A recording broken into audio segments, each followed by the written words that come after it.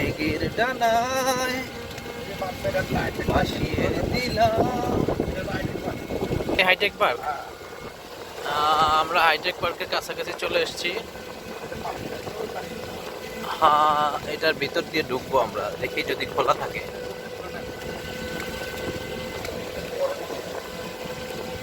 বৃষ্টি ভেজা সকাল। বামেরটা হচ্ছে পোর্ট, রাজশাহী পোর্ট হচ্ছে এটা।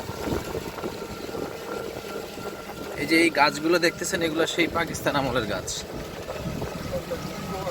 এই কড়াই গাছগুলো, এগুলো সেই পাকিস্তান আমলের গাছ, অনেক বড় বড় গাছ।